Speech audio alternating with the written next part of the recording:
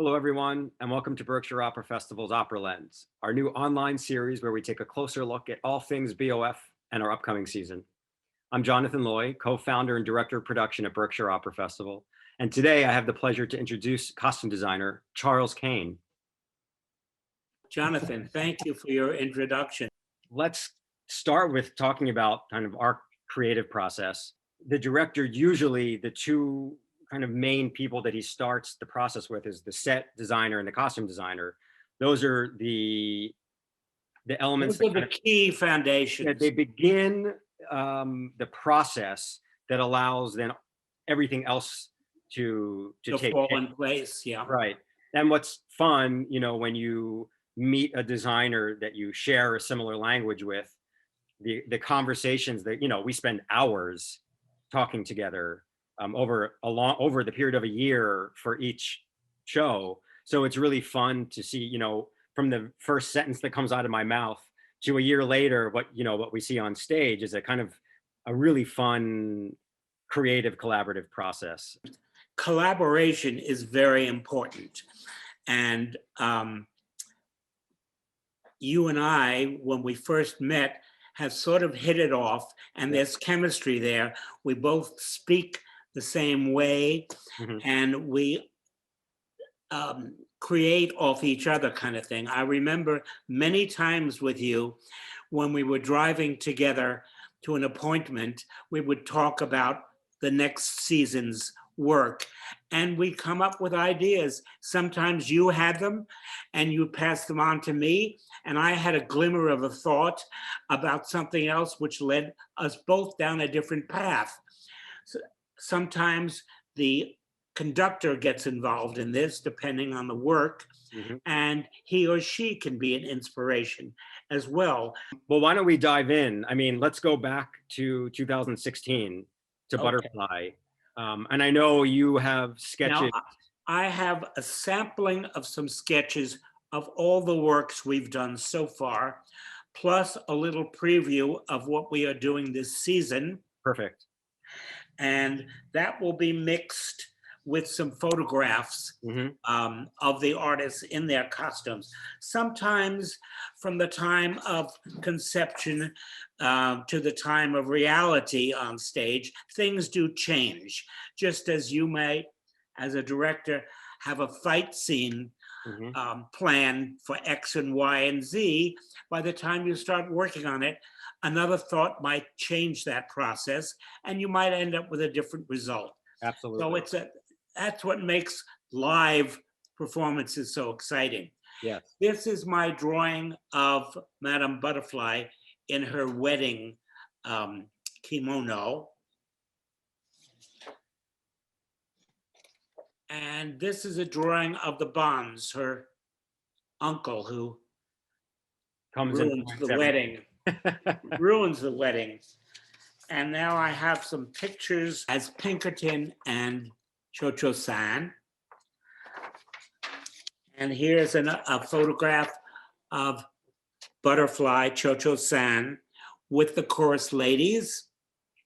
This is in preparation for her wedding, right? That's correct. And here's a picture of Pinkerton and Cho-Cho-san again. And here's the last picture I have is of her little boy at the end of the opera, and when she's contemplating doing away with herself. Yes. We're going on to 2017. We're now going on to 2017, which is when we did Ariadne of Noxus. Yes. A beautiful, beautiful opera. Here's my drawing for Ariadne. And here's the drawing of the Zerbinetta. Here's another drawing of Zerbinetta. Our coloratura soprano. And here is the drawing of the Harlequin. And going back to some photographs, this is a photograph of Marcy Stonikas, who is our Ariadne, with all her jewelry and her gold outfit. Here's a picture of Nicole Hazlitt, who was our Zerbinetta. So we're going on to season 3 is 2018. 18, yes. The opera was Rigoletto. And here's my drawing for the Rigoletto, the court jester. We decided to do Rigoletto kind of in a monochrome. Right? Well, yeah, our concept for doing that production was black and white, basically. Yes. And that went in accordance to the set designer's work, who was basically all white with color changes made through the lighting Yes. of the piece. And you'll see a little bit of that. Yeah, I as I recall, one that all the men were in black and all the women were in white. And I think we chose one moment in the entire piece to make the stage red. That's right. In Act 3. This is a picture of the Duke, Yeah. who was played by a wonderful gentleman, Jonathan Tettleman, who went on after this to sing in lots of major houses all over the world. Yeah. This is Gilda, our soprano. That's Maria Valdez, who happens to be in one of our productions again this year, in Glory Denied. And here's one picture of one of the chorus men. And now photographs from that. Here is the Rigoletto. And what's interesting about this is our Rigoletto with Sebastian Catana. And he is the gentleman who is our Falstaff this year. He was an incredible Rigoletto. Of Rigoletto and his Jester's stick. What's interesting about that Rigoletto, as an aside, was the fact that Sebastian, dressed as the court jester at the beginning of the opera, makes a complete costume change. And that means from a one look to a second look, and it had to be done in the wings on stage, and it was less than a minute. And if you realize what had to be done, all his clothes had to be removed. He had to put on boots, pantaloons, tunic, cape, and headpiece. And that all took place. It was a lot of rehearsal to make it work, but it did work. And again, he's our Falstaff. And in Falstaff, there are two very quick changes as well. One for Falstaff, when he gets into his courting costume to court Alice, and the other one for our baritone, Ford, who goes in disguise in a certain scene.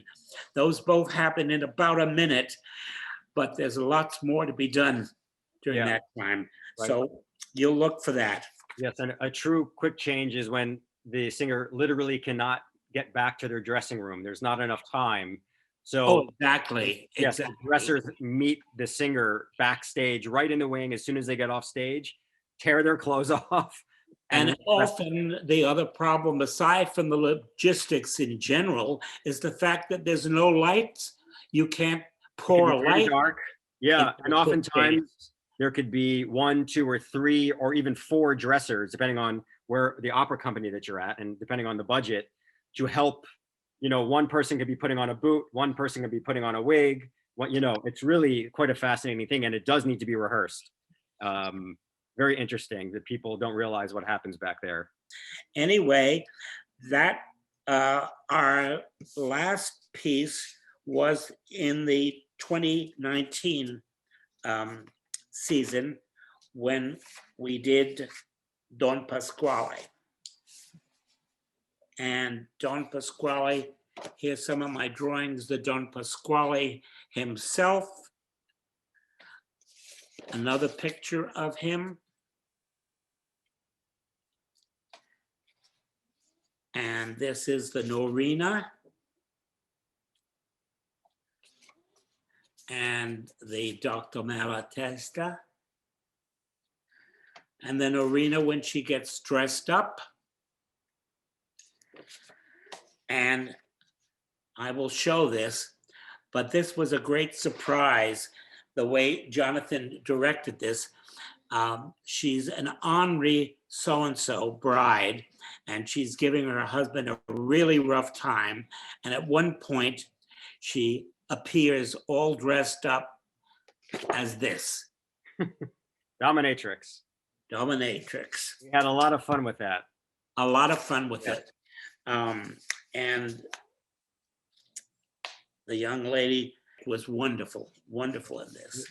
Deanna, yes, Deanna Braywick. And this is a performance picture. That's the finale. And I've done about 4 productions of Falstaff in the last 5 or 6 years. So for me, I'm very grateful. Our director is happy with the concept, which was basically based on historic times. Here is my drawing of Falstaff. And that's Sebastian. That's Sebastian. And we're probably going to be padding him with a little extra girth.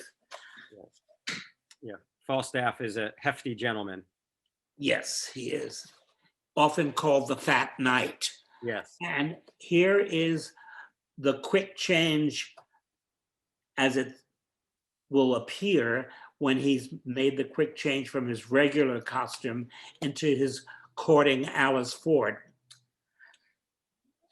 And here is Ford's quick change that he'll make when he's coming on disguised. And just for reference, this is a picture of beautiful Alice. The other opera we're doing, and it's a first for us, we're doing 2 opera presentations, is a wonderful contemporary piece called Glory Denied.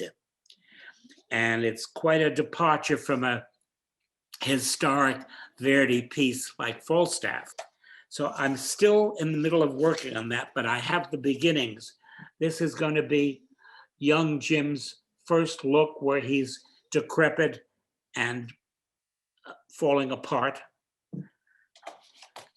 And this is Alice, who's with child. And that's our 2. And you said that Maria Valdez is portraying younger Alice? Young Alice, yeah. Maria Valdez is doing young Alice. That's we all correct. know from Regulator. Wonderful. Thank you so much, Charles. Thank you, Jonathan. Absolutely. That's all the time we have for today. Charles, thanks for joining us, and I look forward to seeing you again in person later this summer. A reminder that you can learn more about Berkshire Opera Festival's upcoming season, including our productions of Falstaff and Glory Denied, by visiting our website, www.berkshireoperafestival.org. We also encourage you to subscribe to BOF's YouTube channel, where you can catch up on the entire OperaLens series. Thank you for watching, and we'll see you again soon on the next segment of OperaLens.